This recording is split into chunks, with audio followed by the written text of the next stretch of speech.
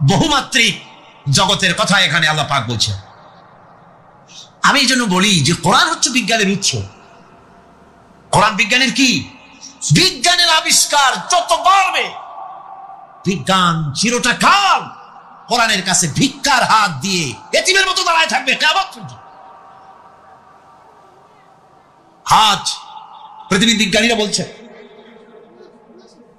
জগৎ সম্পর্কে, আমরা মনে করছি পৃথিবীটাকে, আমাদের কাছে জগৎ দুইটা। কয়টা জগৎ?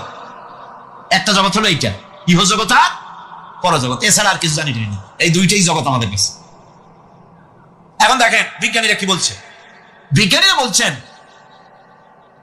সৌরজগতে শুধু আমাদের সৌরজগৎটাই শেষ না, অসংখ্য সৌরজগৎ আছে মহাশূন্যে, অসংখ্য সৌরজগৎ। পৃথিবীর প্রতি 4 বিলিয়ন মানুষ যদি এক একটা সৌরজগৎ দখল করে, তাতেও সৌরজগৎ শেষ হবে না। আরো সহস্র সহস্র বিলিয়ন বিলিয়ন সৌরজগৎ আরো ফাঁকা পড়ে থাকবে। এত সৌরজগৎ আল্লাহ সৃষ্টি করেছেন। এই মহাশূন্যে বহুমাত্রিক জগতের কথা আল্লাহ পাক এখানে বলেছেন। এই পৃথিবী একটা জগৎ, এই মাটির তলে আছে আর এক জগৎ, সমুদ্রের ভিতরে আছে পানির তলার আর এক জগৎ।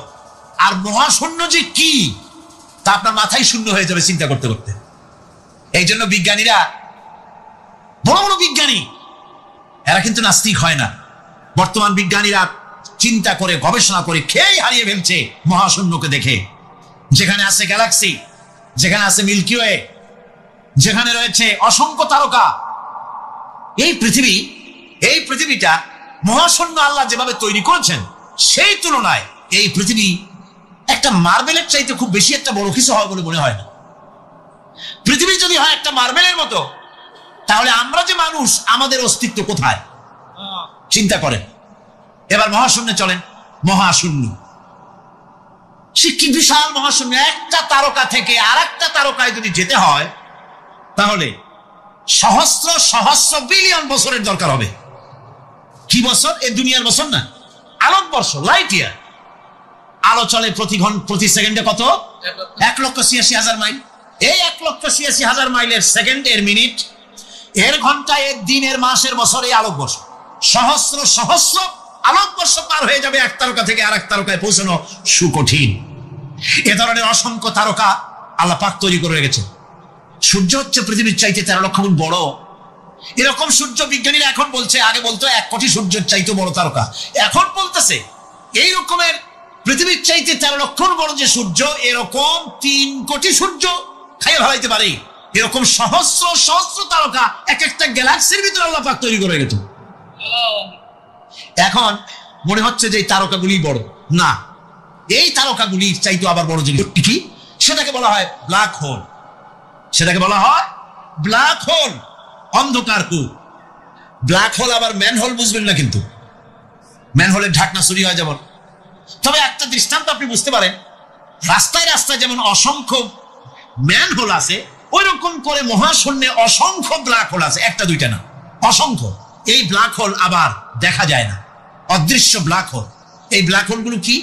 এগুলি কোরআনে কারীমের মধ্যে আল্লাহ পাক বলেছেন, ফালা উকসিমু বিমাওয়াকিন নুজুম, ফালা উকসিমু বিমাওয়াকিন নুজুম, শপথ সেই পতনের স্থানের যেখানে নক্ষত্র সমূহ ধ্বংস হয়ে যায়, ধ্বংসপ্রাপ্ত হয়, কসম সেই স্থান সমূহের। সুবহানাল্লাহ। এই অন্ধকার কূপের, এই অন্ধকূপের কসম করছেন আল্লাহ পাক। সেই অন্ধকূপটা কি? সেই ব্ল্যাক হোলটা কি? সেই ব্ল্যাক হোল হচ্ছে ওই যে তারকার কথা বললাম যে সূর্য খাইতে পারে, 3 কোটি সূর্য খাইতে পারে, এই রকমের তারকাগুলি ঘুরতে ঘুরতে কোন এক কারণে যখন সে ব্ল্যাক হোলের রেঞ্জের মধ্যে এসে যায়, তখন ব্ল্যাক হোল ওকে এমন ভাবে চুষে হজম করে ফেলে যেমন বাচ্চা চকলেট চুষা খাইয়া ফেলায়। এরকম ব্ল্যাক হোল গুলি অত বড় তারকাগুলি খাইয়া চুষা শেষ করে ফেলে যায়। আল্লাহ পাক বলছেন, আমি একটা ভারসাম্যের মাধ্যমে এই পৃথিবীকে, এই জমিনকে সৃষ্টি করছি, এবং এই জমিন যেন তোমাকে নিয়ে নড়াচড়া করতে না পারে সেজন্য আমি পাহাড় দিয়েছি। পাহাড়গুলিকে কিলকের মতো, পেরেকের মতো খিল মেরে দিয়ে পৃথিবীটার ভারসাম্য রক্ষা করেছি, যাতে করে তোমাকে নিয়ে টালমাটাল হতে না পারে। এই সুন্দর করে পৃথিবীটা বানালাম।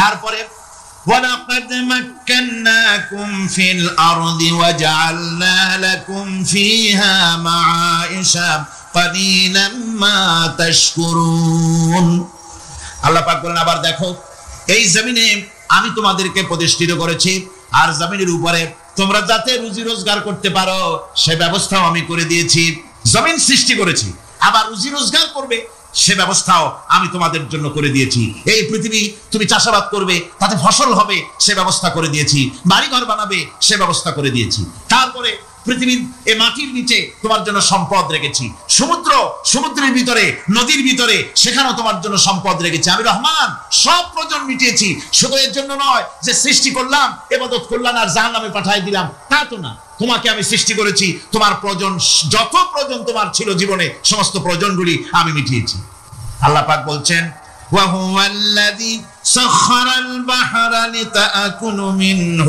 لحما طريا وتستخرجوا منه حلية تلبسونها আল্লাহ পাক বলেন এই সমুদ্রকে আমি আল্লাহ তোমার নিয়ন্ত্রণাধীন করে দিয়েছি সমুদ্রকে আর তার ভিতরে তাজা মাংস তাজা গোশত তোমার জন্য রেখেছি খাবার রেখেছি আবার তুমি পরিধান করতে পারো এমন জিনিসও ব্যবহারের জিনিস সমুদ্রের মধ্যে রেখে দিয়েছি তার মানে হলো সমুদ্রের ভেতরে তার ভিতরে মাছ রয়েছে টাটকা মাছ আছে মণিমুক্তা আছে স্থলভাগে পৃথিবীর মাটির উপরে যত জিনিস আছে যত নিয়ামত আছে সমুদ্রের তলদেশে তার কোনো অংশে কম নাই বরং তার থেকে আরো বেশি আছে মাটির উপরে যত নিয়ামত আছে সম্পদ আছে মাটির তলায় তার থেকে কোনো অংশে কম নাই অনেক নিয়ামত মাটির তলায় আছে খনিজ দ্রব্যগুলি মাটির তলায় থাকে সমুদ্রের তলদেশে অসংখ্য নিয়ামত আল্লাহ রাব্বুল আলামিন রেখেছেন বলছেন আমি হচ্ছে রহমান আমার দয়ায় ভরা আমি তোমার সমস্ত প্রয়োজন আমি আমার দয়া দিয়ে আমি মিটিয়েছি আমার ভাইরা আল্লাহ সুবহানাহু ওয়া তাআলা তিনি হচ্ছেন রহমান তিনি হচ্ছেন রহমান জোরে বলেন তিনি কি দয়ার সাগর যিনি মানুষের সমস্ত প্রয়োজন মিটিয়েছেন তিনি কোরআন অবতীর্ণ করেছেন আমি আল্লাহর দয়ার কথা রহমান শব্দের ব্যাখ্যা আপনাদের সামনে করে সামনে এগোচ্ছি আল্লাহ পাক বলছেন যে আমি এই পৃথিবী সৃষ্টি করলাম মাটিতে তোমাদের জন্য চতুষ্পদ জন্তু সৃষ্টি করেছি বাতাসের উপরে পাখিরা সাঁতার কাটছে আর পানির ভিতরে মৎস্যরাজি রয়েছে এই সমস্ত প্রাণীগুলি আত্মরক্ষার জ্ঞান আমি দান করেছি তারা তোমাদের জন্য উপকার করে সেই পশুগুলি পশম দিয়ে তোমাদের কাপড় চোপড় তৈরি হয় তারপরে তার চামড়া তোমরা পরিধান করো এই পশুগুলিও তোমাদের জন্য আমি এক নিয়ামত হিসেবে দিয়েছি ওয়াল্লানআমা খালাকাহা লাকুম ফিহা দিফউন ওয়া মানাফিউ ওয়া মিনহা তাআকুলুন আল্লাহ সুবহানাহু ওয়া তাআলা বলেন আমি মানুষের জন্য পশু তৈরি করেছি চতুষ্পদ জন্তু সৃষ্টি করেছি যার পশম দিয়ে তোমাদের জন্য শীতের পোশাক তৈরি হয় আপনারা যে এই যে চাদর গায়ে দেন কম্বল গায়ে দেন এগুলো কার পশম পশুর পশম পশুগুলির জন্তুগুলির পশম দিয়ে আপনাদের জামা কাপড়গুলি তৈরি হয় তারপরে এই পশু আপনাদের জন্য বাড়িতে পাহারা লাগায় আল্লাহ পাক বলছেন এছাড়া এই পশুগুলি আমি এমন নিয়ামত দান করেছি সমুদ্রের ভিতরে জমিনের উপরে মাটির তলায় আবার আকাশের উপরে জমিনের উপরে বিচরণশীল জীবগুলিও তোমার জন্য তৈরি করেছি وَتَحْمِلُ أَثْقَالَكُمْ إِلَى بَلَدٍ لَمْ تَكُونُوا بَالِغِيهِ إِلَّا بِشَقِّ الْأَنفُسِ আল্লাহ পাক বলেন এই পশুগুলি তোমাদের আরো অনেক উপকারে আছে তোমাদের বোঝাগুলি বড় বড় বোঝাগুলি তারা এক শহর থেকে আরেক শহরে দূর থেকে দূরান্তরে পিঠে করে তারা বহন করে নিয়ে যায় যা তোমরা বহন করতে পারতে না তোমাদের জন্য দারুণ কষ্ট হতো মুসিবত হতো এই ধরনের বোঝাগুলি পশুগুলি তোমাদের জন্য বহন করে নিয়ে যায় গাধা ঘোড়া হাতি আপনাদের বোঝাগুলিকে বিরাট বিরাট বোঝা যা টানতে ট্রাক লাগে মানুষের জন্য কষ্ট হয় এই বোঝাগুলিও এই পশুর দ্বারা আল্লাহ পাক বহন করায় থাকেন আল্লাহ পাক বলছেন ইন্না রাব্বাকুম লারাউফুর রহিম নিশ্চয়ই তোমাদের রব তিনি তোমাদের প্রতি অত্যন্ত দয়াশীল তার দয়া পৃথিবীর চতুর্দিকে ছড়িয়ে আছে তিনি আমাদেরকে এই কোরআন নাযিল করেছেন এই কোরআন আমাদেরকে শিক্ষা দিয়েছেন এমন এক রহমান যার দয়া পৃথিবীর চতুর্দিকে সর্বত্র ছড়িয়ে আছে আল্লাহর দয়া চতুর্দিকে কি ছড়িয়ে আছে কোন আল্লাহর দয়া আল্লাহর মহব্বত আল্লাহর করুণা সর্বত্র ছড়িয়ে আছে আল্লাহ পাক বলছেন পশু সৃষ্টি করলাম, পশুগুলি তোমাকে পাহারা দিল, তার গোশত তোমরা খেলে, তাকে দিয়ে তোমরা মাল বহন করলে, তার পশম দিয়ে জামা কাপড় বানালে। আরো দেখো কি করলাম এই পশু দিয়ে, ওয়া ইন্না লাকুম ফিল আনআমি লাইবরা নুসকিকুম মিম্মা ফি বুতুনিহি মিন বাইনি ফারসিন ওয়া দামিন লাবানান খালিসান সাইগান লিশ-শারিবিন। আল্লাহ রাব্বুল আলামিন বলেন চতুষ্পদ জীবের মধ্যে বুদ্ধিমান ব্যক্তিদের জন্য নিদর্শন রয়েছে, যারা বুদ্ধিমান তাদের জন্য নিদর্শন রয়েছে। দেখো তোমার গাভীগুলি এগুলি জমিনের ঘাস খেলো, এই ঘাস খাওয়ার পর তার শরীরের ভিতরে রক্ত তৈরি হলো, পেশাব হলো, ময়লা হলো, সেই পেশাব ময়লা রক্ত ইত্যাদির ভেতর থেকে আমি তোমাদের জন্য দুধ তৈরি করে দিলাম। যেখান থেকে পেশাব বের হলো, পায়খানা বের হলো, তার পাশের থেকে স্বচ্ছ সুন্দর সুমিষ্ট সুস্বাদু দুধ আমি তোমাদের জন্য বের করে দিলাম। সুবহানাল্লাহ বিহামদিহি। দেখুন এই দুধ আল্লাহ পাক তৈরি করলেন। কাগজ তৈরি হয় যে মিল, কলকারখানায়, পেপার মিল, আপনারা যদি কোনো পেপার মিলে জানতো যে দেখবেন কাগজ তৈরি হয় গাছ দিয়ে। এই গাছগুলি মিলের মধ্যে মেশিনের মধ্যে ঢুকানো হয়, মেশিনের ভিতরে গাছটা ঢুকে মেশিনের তাপে, বৈদ্যুতিক তাপে এই গাছগুলি গলে যায়, পানি হয়ে যায়। তারপরে ছাকনা থাকে, নেট থাকে, কয়েকটা নেট থাকে, সেই ছাকনাগুলির ভিতর থেকে ছেঁকে এরপরে সেই পানিটা চলে আসে প্লেটের উপরে, এসে আস্তে আস্তে শক্ত হতে হতে সেটা কাগজে পরিণত হয়ে যায়, পানিটা আস্তে আস্তে কাগজে পরিণত হয়ে যায়। তো এই কাগজ তৈরি করতে গিয়ে কাগজটা থেকে যে ছাকনাগুলি দেওয়া হলো, নেট দেওয়া হলো, যাতে করে কোনো আবর্জনা না যায়, সেজন্য এতগুলি নেট সিস্টেম আছে, এতগুলি ছাকনার সিস্টেম আছে। কিন্তু তারপরে এত সাবধানতা সত্ত্বেও আমরা দেখি কাগজে লিখতে গেলে কাগজের মধ্যে নিপের সাথে অ্যাক্সিডেন্ট হয়ে যায়, এ ধরনের আবর্জনা কাগজের মধ্যে দুই একটা থেকে যায়, অনেক কাগজের মধ্যে এরকম পাওয়া যায়, যায় কিনা ভাই?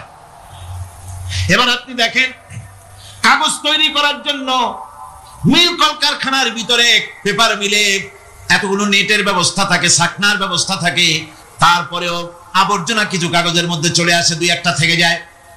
কিন্তু ঘাস খেলো, কুটা খেলো, খড় খেলো, ভুসি খেলো, তুষি খেলো, গাবিতে খেলো, খাওয়ার পরে আল্লাহ রাব্বুল আলামিন এ দিয়ে দুধ বানালেন, এ দিয়ে পায়খানা হলো, পেশাব হলো, রক্ত হলো। দুধ যখন দহন করলেন, দুধ দহন করার সময় একটা ঘাসের কণাও কি তার মধ্যে পেয়েছেন? পাওয়া গেছে? যায় নাই। অথচ দুধ থাকে যে বাটের মধ্যে, ওটা কি বলে? ওলান বলে নাকি? যে ওলানের ভিতরে দুধ থাকে, ওইটা কাটে দেখেন, জবাও করে, গরু জবাও করে ওলানটা কাটে দেখেন, ওর ভিতরে কোনো নেট আছে, কোনো জাল আছে, কোনো ছাকনার ব্যবস্থা আছে? কিচ্ছু নাই। সুবহানাল্লাহ কইতে ইচ্ছে করে না ভাইরা? আল্লাহ রাব্বুল আলামিন বলেন এইভাবে করে পশুর ভিতরে তোমার জন্য কত, এক পশুতে কত উপকার করলাম, গোশত খাওয়ালাম, চামড়া দিয়া জামা বানায় দিলাম। প্রচন্ড শীত পড়ে যেখানে, কানাডায়, ইউরোপে, আমেরিকায় প্রচন্ড শীত পড়ে কোন কোন এলাকায়, দক্ষিণ আমেরিকায় কানাডার একটা এলাকা আছে যেখানে এবার আমি সফর করে এসেছি। 12 মাস বরফ পড়ে, সেখানে বরফ আর বরফ ছাড়া কিছু নাই, সমস্ত রাস্তাঘাট সব বরফ আর বরফ। সেখানে এই প্রচন্ড শীতের ভিতরে মানুষ কিভাবে থাকবে? সুতা দিয়া তৈরি করা কাপড়ে শীত কিছুতেই মানতে পারে না। আমি তো গেছি এমন এক জায়গায়, কানাডা এবং আমেরিকা যেখানে ছিলাম, সেখানে শীত ছিল -11 টেম্পারেচার, -11। এখন বুঝেন যে ঠান্ডাটা কি পরিমাণ। মুখের থেকে থুতু ফেললে আপনি চেহারা ফিরাতে পারবেন না, এর মধ্যে আপনার থুতু বরফ হয়ে যাচ্ছে। এই রকমের প্রচন্ড ঠান্ডায় সব রকমের কাপড় চোপড় যা ছিল এগুলো সব কিনে গায়ে দিয়ে আমি 1-3 জন হয়ে গেছি ফুলিয়া। তারপরেও আমার মনে হচ্ছে ঠান্ডা আমার হাত দিয়ে স্পর্শ করতেছে। তাহলে বরফের দেশ যেটা, এস্কিমোরা যেখানে বাস করে, সেই মানুষগুলির অবস্থা কি? ওই এস্কিমোরা যেখানে বাস করবে, 12 মাস যেখানে বরফ পড়বে, ওই জায়গার মানুষগুলো কি করে, কি গায়ে দিয়া বাঁচবে? এ পরিকল্পনা, এই চিন্তা দুনিয়ায় কেউ করে নাই, রহমান করেছেন। আল্লাহ রাব্বুল আলামিন পশু তৈরি করেছেন, পশুর গায়ে পশম দিয়েছেন, চামড়া দিয়েছেন, সেই জায়গার মানুষগুলি চামড়া দিয়া জামা তৈরি করে গায়ে লাগায়, শীত ঢোকে না। সুবহানাল্লাহ। চামড়া দিয়ে জামা তৈরি হচ্ছে, কাপড় চোপড় তৈরি হচ্ছে। আল্লাহ বলেন এভাবে করে কত কিছু হলো। চামড়া দিয়া জামা বানাইলা, পশম দিয়ে শাল তৈরি করলে, কম্বল তৈরি করলে, গোশতগুলো পাইকারি করে খাইলে জম্মের খাওয়া, তারপরে হাড্ডিগুলি দিয়ে সার তৈরি করলে, এই পশু তোমাকে পাহারা দিল বাড়িতে, কুত্তায় সারা রাত পাহারা দেয় তোমার বাড়িতে। কুত্তা আবার পুলিশেও চাকরি করে। ইংল্যান্ডে, লন্ডনে দেখেছি আপনার, সেখানে কুকুর, ওকে ট্রেনিং দেওয়া হয়, কুকুর পুলিশে চাকরি করে। কোনো পুলিশ আছে হাবিলদার, সাব ইন্সপেক্টর, তবে কুত্তা জানে না যে সাব ইন্সপেক্টর কিনা আসে। বিভিন্ন বিভাগ তাকে দেওয়া হয়েছে এবং তারা এত নির্ভরযোগ্য, শুধুমাত্র চোরের ছবি আর তার ব্যবহৃত জামা কাপড় একটুখানি নাকে শুকাই দেবে কুত্তাকে, পুলিশ আর যাওয়া লাগবে না। এই কুত্তা পুলিশই যথেষ্ট। খুঁজা চোর যদি একবার তার নজরে এসে যায় আর ছাড়াছাড়ি নাই, তাকে হাজির করবে, পুলিশের সামনে এনে হাজির করবে। তো এই কুকুর বাড়িতে পাহারা দিচ্ছে আপনার জন্য, তারপরে পুলিশের দায়িত্ব পালন করতেছে। মানুষ মরে গেলে কোথায় মরেছে সেগুলি সন্ধান করে নিয়ে আসতেছে, মাইন কোথায় পোতা আছে তা খুঁজে নিয়ে আসতেছে। কত উপকার আল্লাহ পাক করছেন। আল্লাহ পাক বলছেন, দেখো বান্দা, তোমার জন্য এই ধরনের অসংখ্য নিয়ামত আমি দান করেছি। আর এই নিয়ামতগুলি কার থেকে আসছে? ওয়ামা বিকুম মিন নি'মাতিন ফামিনাল্লাহ। যত নিয়ামত বান্দা তোমার জন্য তুমি পেয়েছো, সমস্ত নিয়ামত আমি আল্লাহ রাব্বুল আলামিনের পক্ষ থেকে এসেছে। সব নিয়ামত কে দিয়েছেন? জোরে বলেন, কে দিলেন? আল্লাহ পাক দিলেন। আল্লাহ পাক বলেন, এইভাবে করে আমি আমার নিয়ামত দিয়ে, রহমত দিয়ে তোমাকে আমি সৃষ্টি করেছি, তোমাকে লালন পালন করতেছি। একটি মানুষ যতই সংকীর্ণ এবং অসভ্য জীবন যাপন করুক না কেন, সে পৃথিবীতে যেখানে বসবাস করে সেখানে বসে সে অন্তত তার চতুর্দিকে কত নিয়ামত সে লাভ করতেছে তা সে চিন্তা না করে পারে না। সে যদি চিন্তা করে তাহলে অবশ্যই এগুলি তার জ্ঞানের মধ্যে আসবে। একজন কৃষক, সে নির্জন একটা কুটিরে বাস করে, সে আল্লাহর সৃষ্টি নৈপুণ্যতা বুঝুক আর না বুঝুক, আকাশ কেন সৃষ্টি হলো, জমিন কেন সৃষ্টি হলো, এই কথা যদি জিজ্ঞাসা করা হয় কৃষককে, সে তো ভালো করে তা বুঝবে না। কিন্তু অন্তত এতটুকুন কথা একটা মূর্খ একজন চাষি, যে প্রত্যন্ত একটা অঞ্চলে বাস করে, একটা নিবিড় পল্লীতে বাস করে, অজ পাড়াগায় বাস করে, কোন শিক্ষার আলো পৌঁছায় নাই, স্কুল নাই, কলেজ নাই, বিদ্যুৎ নাই, হসপিটাল নাই, রাস্তা নাই, টেলিফোনের ব্যবস্থা নাই, এমন একটা জায়গায় একটা নিরেট, একটা মূর্খ, একটা চাষি একটা ঘরের মধ্যে বাস করে। সেই পৃথিবীর আল্লাহর সৃষ্টি নৈপুণ্যতা আর কিছু বুঝুক আর না বুঝুক, এতটুকুন কথা তো সে বোঝে যে আমি যদি অসুস্থ হই তাহলে এই গাছপালার পাতা শিকড় বেটে খেলে আমি রোগ মুক্ত হয়ে যাই। আমি প্রচন্ড রোদ্রে যখন পুড়ি গাছের তলায়, আমি ছায়া নিলে পরে আমি তখন আরাম পাই, ঠান্ডা পাই। এই গাছগুলি তার তরুণ বয়সে আমাকে ফল দেয়, গাছ যখন বড় হয় তখন সে আমাকে ছায়া দেয়। এই গাছের তক্তাগুলি দিয়ে, গাছ দিয়ে কাঠ হয়, তা দিয়ে তক্তা হয়, তা দিয়ে খুঁটি হয়, তা দিয়ে আড়া হয়, তা দিয়ে নৌকা হয় ইত্যাদি সে বুঝতে পারে। তাছাড়া এই গাছ যখন বুড়ো হয়ে গেল, শুকিয়ে গেল, তখন এই গাছ দিয়ে আগুন জ্বালায়া আমি রান্না বান্না করি। গাছ এত আমার উপকার করছে, তার দ্বারা উত্তাপ পাই, আলো পাই, এত কিছু পাই। একটা মূর্খ লোকও চিন্তা করলে এতগুলি জিনিস সে অনুভব করতে পারে এবং এরপরে তার চিন্তা চলে যায় যে এই সমস্ত নিয়ামত এমনি এমনি হয় নাই, নিঃসন্দেহে একজন এগুলি সৃষ্টি করেছেন, তার নাম আল্লাহ। তার নাম কি? তার নাম রহমান। যারা বলেন তার নাম কি? রহমান। তিনি সৃষ্টি করেছেন, তিনি এগুলি দান করেছেন। এই বৃক্ষরাজি আল্লাহ পাক বলছেন, নিল্লাযী জাআলা লাকুম মিনাশ শাজারিল আখদারি নারান ফাইযা আনতুম মিনহু তুকিদুন। আল্লাহ রাব্বুল আলামিন বলেন, সেই দয়াময় আল্লাহ রাব্বুল আলামিন গাছ সৃষ্টি করেছেন, আর এই গাছগুলি সৃষ্টি করে দিয়েছেন তোমাদের কাজের জন্য, যা দিয়ে তোমরা আগুন জ্বালাও, চুলা জ্বালাও, রান্না বান্নার কাজ করো। ওয়া রাহমাতি ওয়াসিআত কুল্লা শাই। আমার রহমত ঘিরে আছে আমার গোটা পৃথিবীকে, সর্বত্র আমার রহমত আর রহমত। এই কোরআন শরীফ শিক্ষা দিয়েছেন তিনি আর রহমান আল্লামাল কোরআন। এই কোরআন শিক্ষা দিয়েছেন সেই মহান আল্লাহ রাব্বুল আলামিন, যিনি হচ্ছেন রহমান, যার দয়া দিয়ে গোটা পৃথিবী পরিব্যাপ্ত হয়ে আছে। এক মুহূর্তের জন্য চিন্তা করুন, এক মুহূর্তের জন্য চিন্তা করুন, আল্লাহ পাকের দয়া যদি না থাকতো তাহলে কি অবস্থা হতো? এই পৃথিবী আছে, পৃথিবী আছে কিন্তু কোনো সৌন্দর্য নাই, আকাশ আছে কিন্তু কোনো তারকা নাই, তারকা আছে কিন্তু তাতে কোনো আলো নাই, গাছ আছে কিন্তু তাতে কোনো সবুজ শ্যামলিমা নাই, আওয়াজ আছে কিন্তু তাতে কোনো সুর নাই, মানুষ আছে কিন্তু তার দেহের মধ্যে কোনো ঐক্য নাই। এই জাতীয় একটা পৃথিবীর চিন্তা মানুষ করতে পারে না, এটা একটা কবরস্থানের মতো অবস্থা হয়ে যাবে। আল্লাহ পাক বলছেন, দেখো আকাশ বানাইছি, আবার সেই আকাশ দেখতে যেন সুন্দর হয় সেজন্য তারকা প্রদীপ দিয়ে আকাশকে সাজাইছি। যেরকম সুবহানাল্লাহ। আল্লাহ রাব্বুল আলামিন বলেন ওয়ালাকাদ যায়্যানাস সামাআদ দুনিয়া বিমাসাবিহ। আল্লাহ পাক বলেন এই দুনিয়ার আকাশ খানিকে তারকা প্রদীপ দিয়া সাজায় রেখেছি মনের মতন, দেখো তুমি তাকাইয়া কি সুন্দর করে নয়নবিরাম দৃশ্য আকাশ বানালাম, চতুর্দিকে তারকা রাত্রে ফুটে উঠলো, যা দেখলে মানুষের নজর, মানুষের সুন্দর, তার চক্ষু শীতল হয়ে যায়। ধরে বলেন সুবহানাল্লাহ। সুন্দর করে এই আকাশটাকে আমি সাজিয়েছি। তারপরে আল্লাযী খালাকা সাবআ সামাওয়াতিন তিবাকা মা তারা মিন খালকির রহমানি মিন তাফাবুত। স্রষ্টা তিনি সপ্ত আকাশ রচিলেন থরে থরে, কোন ত্রুটি হেরিবে না তার পূর্ণ সৃজন পরে। চাও তুমি তার সৃষ্টি পানে, দেখো কিছু ভুল চোখ, ফেরাও তোমার নয়ন খানি, ফেরাও তোমার মুখ, অক্ষমহীন দৃষ্টি তোমার সৃষ্টিতে পাবে ফাঁকি, ফিরাও তোমার নয়ন খানি, ফিরাও কাঙ্গালাখি।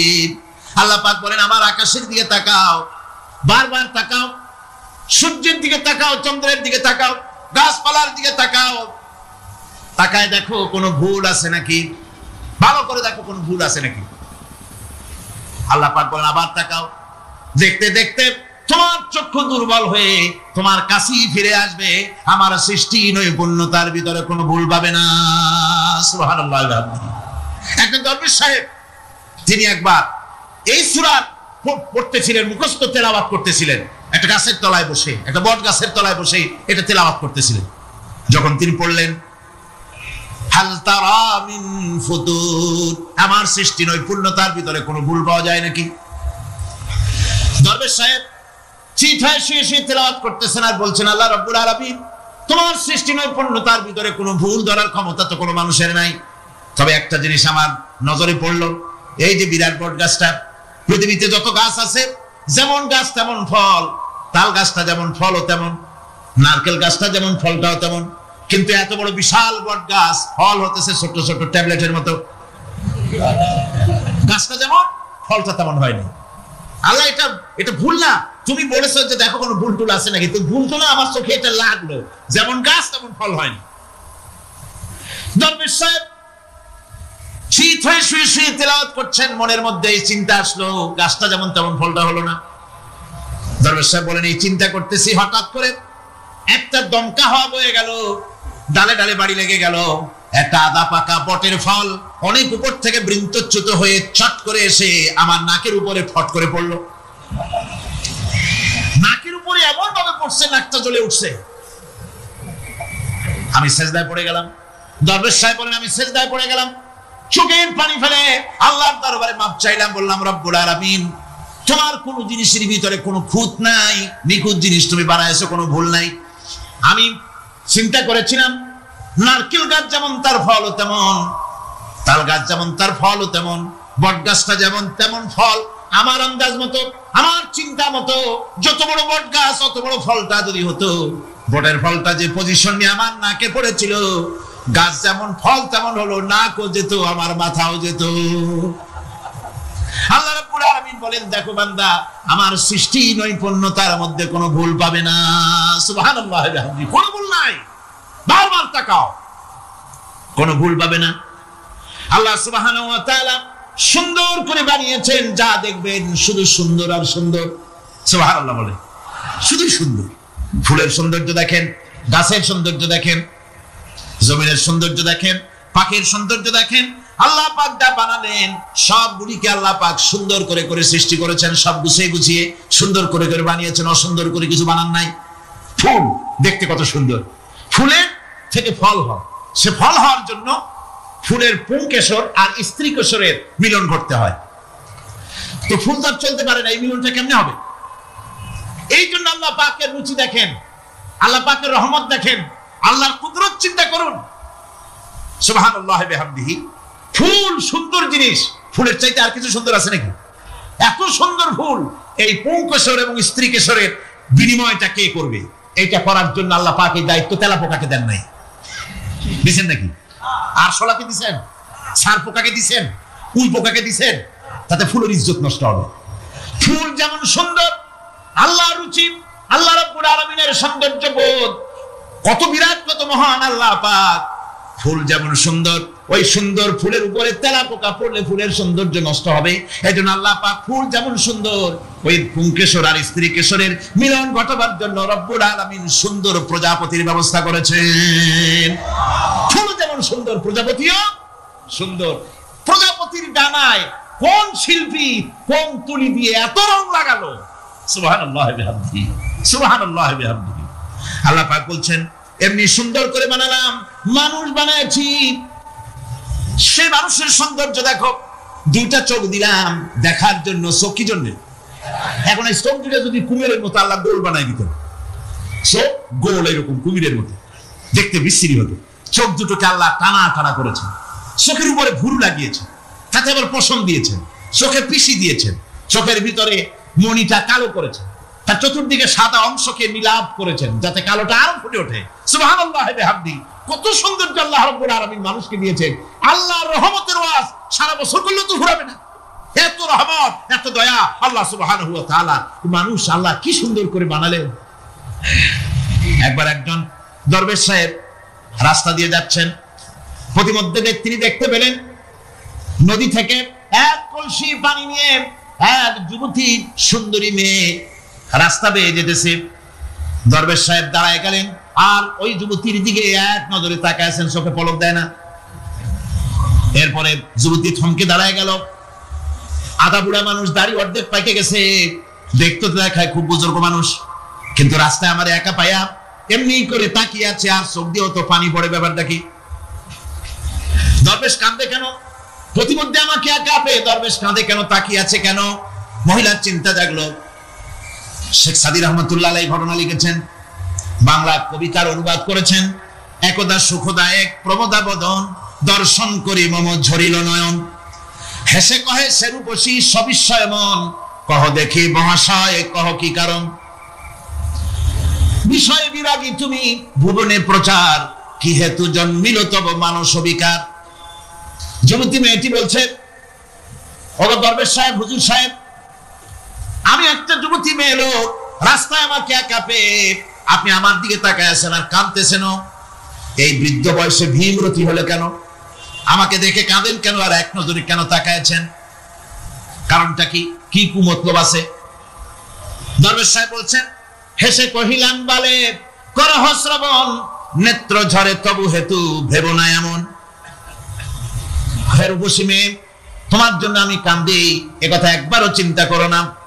যে শিল্পী রচিল এই সুধাংশু বদন, তাহার তরে ঝরে নেত্র নয়নে জীবন। তোমার প্রেম পাওয়ার জন্য তোমাকে দেখে লোবাতুর এবং কামুক হয়ে তোমার দিকে তাকায়, কান্দি, একবারও ভেবো না। আল্লাহর কসম আমি কাঁদতেছি তোমার এত সুন্দর স্বাস্থ্যের চেহারা যে আল্লাহ রাব্বুল আলামিন বানায় দিলেন। না জানি সেই আল্লাহ কত সুন্দর, যার সৃষ্টি এত সুন্দর, সে আল্লাহ রাব্বুল আলামিন না জানি কত সুন্দর। আল্লাহ পাক সেই সুন্দর আল্লাহ রাব্বুল আলামিনকে দেখার তৌফিক যেন আমরা পাই। জোরে বলেন আমিন, আর জোরে বলেন আমিন।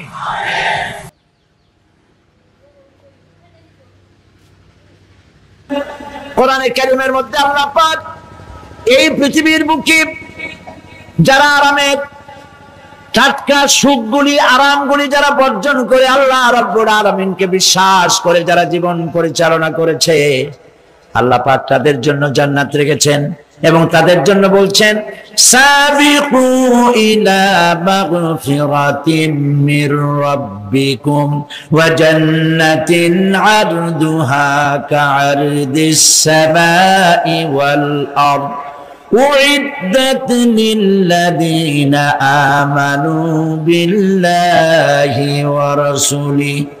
আল্লাহ পাক বলেন, প্রতিযোগিতা করো আল্লাহর মাগফিরাত কামনার জন্য আর জান্নাতে যাওয়ার জন্য প্রতিযোগিতা করো। আল্লাহর রহমত পাওয়ার জন্য সৎ কাজের প্রতিযোগিতা করো, তাহলে আল্লাহ রাব্বুল আলামিন তোমাদেরকে ক্ষমা করবেন আর তোমাদের জন্য এমন জান্নাত দিবেন যেই জান্নাত আকাশের বিশালতার জমিনের বিশালতার মতো। এই বিরাট জান্নাত তোমাদেরকে দিবেন। এই জান্নাত চিরস্থায়ী সুখ এবং শান্তি জায়গা হবে। মাসালুল জান্নাতিল্লাতী উইদাল মুত্তাকুন فيها أنهار من ماء غير آسن وأنهار من لبن لم يتغير طعمه আল্লাহ পাক বলছেন জান্নাত আল্লাহ পাক ওয়াদা করেছেন মুত্তাকিদের জন্য আল্লাহ পাক জান্নাত দিবেন যে জান্নাতের ভিতরে রয়েছে মধুর প্রস্রবণ, রয়েছে দুধের প্রস্রবণ, রয়েছে সেখানে স্বচ্ছ পানীয় পানির প্রস্রবণ রয়েছে। এই সুন্দর জান্নাত ঝর্ণা ধারা আল্লাহ পাক সৃষ্টি করেছেন, বাগ বাগিচা দিয়ে ভরে রেখেছেন জান্নাত। সেই জান্নাতে জান্নাত হবে এয়ার কন্ডিশন, রৌদ্রের তাপ হবে না সেখানে, রৌদ্রের খরতাপ হবে না সেখানে, ঠান্ডার প্রচন্ডতা থাকবে না। কিরকম হবে জায়গাটা? আল্লাহ পাক বলছেন মুত্তাকিনা আলাল আরাইকি লা ইয়ারাউনা ফিহা শামসান ওয়ালা জামহারিরা ওয়াদানিয়াতান আলাইহিম যিলালুহা ওয়া দুল্লিলাত কুতুফুহা তাদলিলা। আল্লাহ পাক এমন জান্নাত রেখেছেন, সেই আল্লাহ পাক সেই জান্নাতের ভিতরে জান্নাতীরা ঠেস লাগায়া মুখোমুখি অবস্থায় তারা সেখানে বসবে, আর জান্নাতীদের মনের মধ্যে কোনো দুঃখ থাকবে না, পেরেশানি থাকবে না। পৃথিবীতে মানুষের দুঃখ থাকে, পেরেশানি থাকে, সেখানে কোনো দুঃখ আর পেরেশানি থাকবে না। সেই জায়গাটা হবে শীতাতপ নিয়ন্ত্রিত, না শীত না গরম, চির বসন্ত বিরাজ করবে। জান্নাতীরা সেখানে থাকবে। এই সুন্দর জান্নাত আল্লাহ পাক রেখেছেন মুত্তাকিদের জন্য। সুবহানাল্লাহ। কাফেরদের জন্য জান্নাত হবে, জাহান্নাম হবে চিরকাল। খালিদিনা ফিহা আবাদান, চিরকাল কাফেরেরা জাহান্নামে থাকবে। সর্বশেষ যে ব্যক্তি জাহান্নাম থেকে মুক্তি লাভ করবে তাকে আল্লাহ পাক বলবেন, ফেরেশতাদেরকে বলবেন, আমার ফেরেশতারা আমার এই বান্দাকে জান্নাত এবং জাহান্নামের মাঝখানে রেখে দাও। জান্নাত এবং জাহান্নামের মাঝখানে লোকটি যখন থাকার জায়গা পাবে সে জান্নাতের দিকে তাকায়া দেখবে আর কাঁদতে থাকবে। আল্লাহ পাক জিজ্ঞেস করবেন, বান্দারে যুগের পর যুগ ধরে জাহান্নামে কেঁদেছো, আমি রব্বুল আলামিন জাহান্নাম মাফ করে দিয়া জান্নাত জাহান্নামের মাঝখানে রেখে দিয়েছি, আযাব থেকে তো বেঁচে গেছো, এখন কাঁদো কেন? লোকটি বলবে, রব্বুল আলামিন কান্দি এই কারণে, জাহান্নাম থেকে মাফ করেছো, তোমার শুকরিয়া আদায় করি। জান্নাত তো আমার কপালে নাই, কিসমতে নাই, কিন্তু জান্নাত আমি এখান থেকে দেখতে পাচ্ছি, জান্নাতের সুঘ্রাণ আমার নাকে আসতেছে, কপালে নাই যাওয়ার। আমি কাঁদি এই জন্য, তুমি যদি মেহেরবানি করে আমাকে জান্নাতের দরজার কাছে একটু দাঁড় করায় দিতা, প্রাণ ভরে তোমার জান্নাতের দৃশ্যটা একটু দেখতাম। আল্লাহ পাক তার আরজি পূরণ করবেন, বলবেন যাও, ফেরেশতাদের বলবেন এর জান্নাতের দরজার কাছে দাঁড় করায় দাও। জান্নাতের দরজার কাছে দাঁড়িয়ে লোকটি আবার কান্না শুরু করবে। আল্লাহ পাক প্রশ্ন করবেন, এবার কান্দো কেন? লোকটি বলবে, রব্বুল আলামিন কান্দি এই কারণে, জান্নাতের এই দরজায় দাঁড়ায়া জান্নাতের অফুরন্ত নেয়ামত কিছুই ভালো করে দেখা যায় না, শুধু অল্প জায়গা দেখি। যদি তুমি আমারে দয়া করে জান্নাতের মাঝখানে দাঁড় করায় দিতা, চতুর্দিকে তাকায়া তাকায়া দেখা কলিজারে ঠান্ডা বানাইতাম। তবে আমি ওয়াদা করি, জান্নাতের কোনো নাজ নেয়ামত, কোনো ফল আমি খাবো না, ধরবো না, সইব না। একটুখানি মেহেরবানি করে মাঝখানে দাঁড় করাইয়া দাও, জান্নারে ঠান্ডা করি। আল্লাহ রব্বুল আলামিন ফেরেশতাদের বলবেন, আমার এই বান্দারে জান্নাতের মাঝখানে দাঁড় করাইয়া দে। আল্লাহর নবী বলেন, জান্নাতের মাঝখানে দাঁড়িয়ে লোকটি আগের চাইতে আরো জোরে চিৎকার মেরে কাঁদতে থাকবে। আল্লাহ পাক বলবেন, বান্দারে কি হলো তোর? দরজার কাছে আসতে চাইছিলে, আইনা দিলাম।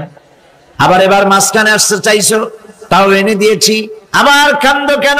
লোকটি বলবে, রব্বুল আলামিন এবার কান্দি এই জন্যে, তুমি যখন দয়া করে একটিবার জান্নাতের মাঝখানে এনে আমাকে দাঁড় করায় দিয়েছো, তুমি রহমান রহিম গফুরুর রহিম, এই জান্নাত থেকে আবার আর বাইর করে দিও না। আল্লাহ রাব্বুল আলামিন বলবেন, ও আমার বান্দারে, আমার এই জান্নাত তোর খুব পছন্দ হয়েছে নাকি? লোকটি বলবে, রব্বুল আলামিন কলিজা ঠান্ডা হয়ে গেছে, ভাবতেও পারি না এই জান্নাত এত সুন্দর।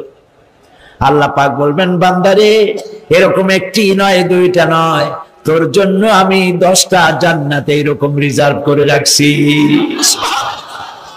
সুবহানাল্লাহ। আল্লাহ পাককে ভয় করে পৃথিবীর সমস্ত পাপ থেকে যারা নিজেকে রক্ষা করবে, আল্লাহ তাদের জন্য এই জান্নাত রেখে দিয়েছেন। সুবহানাল্লাহ। সেই জান্নাতের রিসিপশন আপনারা আন্দাজ করতে পারবেন না, রিসিপশন কারে কয়। কি এর প্রধানমন্ত্রী আর প্রেসিডেন্ট, 4-5টা পুলিশ আর আর্মি আসে একটা ফট করে সেলুট মারলো, বাস শেষ হয়ে গেল, এরকম না। জান্নাতীদেরকে রিসিপশন দেওয়া হবে।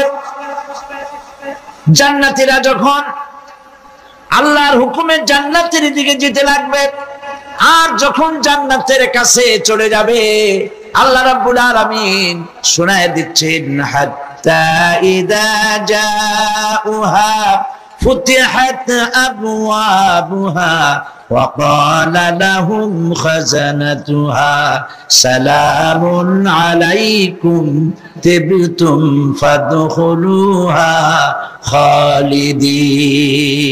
সুবহানাল্লাহ। জান্নাতীরা যখন জান্নাতে প্রবেশ করার দরজার মুখোমুখি হবে, দ্বার রক্ষীগণ তখন বলবে, সালামুন আলাইকুম, আল্লাহর শান্তি তোমাদের উপরে বর্ষিত হোক। সুবহানাল্লাহ। দুনিয়ার টাটকা টাটকা সুখগুলি 2 পা দিয়ে ছেলে দিয়েছো, টাটকা সুখগুলি গ্রহণ করো নাই, হারাম খাও নাই, আল্লাহর দ্বীন কায়েমের জন্য রক্ত দিয়েছো, জীবন দিয়েছো, কষ্ট করেছো, আল্লাহকে ভয় করেছো। আমাদের সালাম গ্রহণ করো, জান্নাতের মধ্যে ঢুকে যাও চিরকালের জন্য। সুবহানাল্লাহ। আর বাইরে হওয়া লাগবে না, চিরকাল এই জান্নাতের মধ্যে তোমরা বসবাস করতে পারবে, আল্লাহ রাব্বুল আলামিনের ফেরেশতারা বলে দিবেন।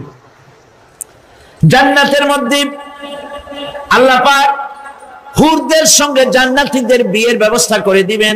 কোরআনে কারিমে আল্লাহ পাক বলেন, মুত্তাকিইনা আলা সুরুজিম মাসফুফাতিন ওয়া যাওয়াজনাহুম বিহুরিন ঈন।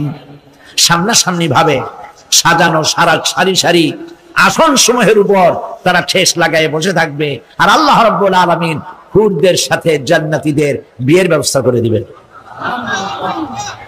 যেসব হুরের সঙ্গে বিয়ে হবে তাদের আল্লাহ পাক বিবরণ দিচ্ছেন কি রকম হবে তারা। লাম ইয়াতমিসহুন্না ইনসুন ওয়ালা জান, এর পূর্বে জিন এবং ইনসান এদেরকে কেউ স্পর্শ করে নাই। কি রকম তারা? কাআন্নাহুন্নাল ইয়াকুতু ওয়াল মারজান, যেমন ঝিনুকের ভিতরে মণিমুক্তা থাকে, এইভাবে আল্লাহ পাক তাদেরকে পবিত্র করে রেখে দিয়েছেন। আমার প্রিয় ভাইরা, আল্লাহ রাব্বুল আলামিন কোরআনে কারীমের ভিতরে বলেছেন, ফাবিআইয়ি আলা'i রাব্বিকুমা তুকাযযিবান। জান্নাত দান করে আল্লাহ পাক এবার জান্নাতীদেরকে সম্বোধন করে বলবেন, ইয়া ইবাদি লা খাউফুন আলাইকুমুল ইয়াওমা ওয়ালা আনতুম তাহজানুন। হে আমার বান্দারা, লা খাউফুন আলাইকুমুল ইয়াওম, আজ আর কোনো ভয় নাই। সুবহানাল্লাহ, সুবহানাল্লাহ। আজ আর কোনো ভয় নাই, কোনো চিন্তাও নাই, আরামে এই জান্নাতের মধ্যে বসবাস করো। এরপরে আল্লাহ পাক জিজ্ঞেস করবেন, ও আমার জান্নাতীরা, আমি যেসব ওয়াদা করছিলাম আমার ওয়াদা মোতাবেক সমস্ত নিয়ামত পেয়েছো? তারা বলবে, হ্যাঁ পেয়েছি, সব নিয়ামত আপনার ওয়াদা মোতাবেক সব পেয়েছি। আল্লাহ রাব্বুল আলামিন বলবেন, সব পাও নাই, ওয়ালাদাইনা মাজিদ। আমার কাছে আরো বেশি আছে, সুবহানাল্লাহ, আমার কাছে আরো বেশি আছে। জান্নাতীরা বুঝবে না সে আরো বেশিটা কি, এর থেকে আর বেশি কি। প্রিয় ভাই সব, নবী করিম সাল্লাল্লাহু আলাইহি সাল্লাম বলেছেন, জান্নাতের সুখ আর শান্তি কোন চোখ নাই যা দেখেছে, যা কোন অন্তঃকরণ নাই যা কল্পনা করতে পেরেছে। এই জান্নাত মুত্তাকিদের জন্য আল্লাহ রাখছেন, সুবহানাল্লাহ। জান্নাতীরা ভাবতেও পারবে না সেই নিয়ামতগুলি কি। প্রিয় ভাই সব, সেই মুহূর্তে আল্লাহর নবী মুহাম্মদুর রাসূলুল্লাহ সাল্লাল্লাহু আলাইহি ওয়াসাল্লাম বলবেন, রব্বুল আলামিন, আমার উম্মতেরা জান্নাতীরা বুঝতে পারে নাই আপনার কাছে কি নিয়ামত আরো বেশি আছে। আমার এই উম্মতেরা জান্নাতীরা আপনার ওয়াদা মোতাবেক সব পেয়েছে, কিন্তু একটি জিনিস এখনো তাদের কিসমতে হয় নাই। সেই জিনিসটা হলো, যারা তার রবকে না দেখে শুধু কোরআন আর হাদিসের কথা শুনে আরবের ঘুম হারাম করে তাহাজ্জুদের নামাজ আদায় করেছিল, চোখের পানি ফেলেছিল, যারা জান্নাত দেখে নাই, জাহান্নাম দেখে নাই, আপনাকে ভয় করে যারা জীবন পরিচালনা করেছিল, যারা আপনাকে দেখে নাই, না দেখে শুধু কোরআন হাদিস বিশ্বাস করে যারা অকাতরে নিজেদের জীবন বিলায় দিয়েছিল, এই জান্নাতীরা এখন পর্যন্ত তার রবকে দেখতে পারে নাই। আল্লাহ রাব্বুল আলামিন তার সামনে থেকে ৭০,০০০ পর্দা সরে যাবে। আল্লাহ পাক বান্দাদের আরজি পুরা করার জন্য জান্নাতীদের সামনে তিনি জালোয়া ফরোজ হবে। কোরআন শরীফের ভিতরে আল্লাহ পাক বলেন, জান্নাতীরা তারা আল্লাহর দিকে, জান্নাতীরা তার রবের দিকে তাকিয়ে থাকবে, আর রব তার বান্দাদের দিকে তাকায়া থাকবে। প্রাণ ভরে জান্নাতীরা রবকে দেখবে, সুবহানাল্লাহ, আল্লাহ পাককে দেখবে। প্রাণ খুলে আজ দোয়া করি, রব্বুল আলামিন, জান্নাতের যেই পরিবেশে, যেই জায়গায় তুমি দয়া করে তোমার গোলামদেরকে তুমি নিজেই দর্শন দিবে, দেখা দিবে। মনিব গো, ও আমাদের রব, আজ এই বিশাল জনসমুদ্র নিয়ে তোমার দরবারে আবেগ ভরা কণ্ঠে বলি, যেই অনুষ্ঠানটি তুমি এমন মুবারক অনুষ্ঠান করবে যেখানে তুমি জান্নাতীদেরকে দেখা দিবে, ওই জান্নাতের কোনো একটি, ওই অনুষ্ঠানের কোনো একটি কোনায় কানায় আমাদেরকেও দাঁড় করাইয়া দেখান তো।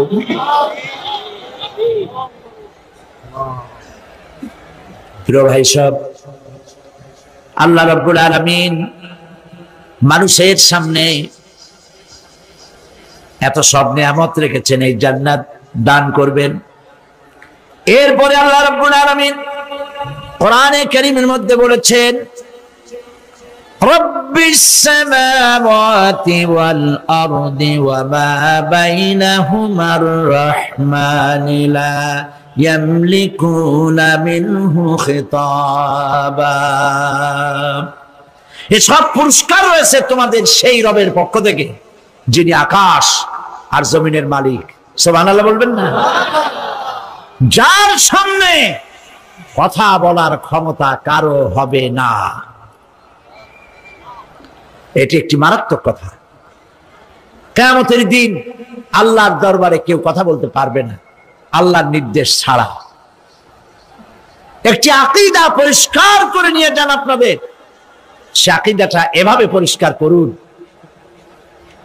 কোন পীর সাহেব, কোন খাজা বাবা, কোন মাওলানা, কোন মুহাদ্দিস, কোন বুজুর্গ আপনাকে সুপারিশ করতে পারবে না যদি না আল্লাহ পাক তাকে কথা বলার তৌফিক না দেন। মনে থাকবে এটা।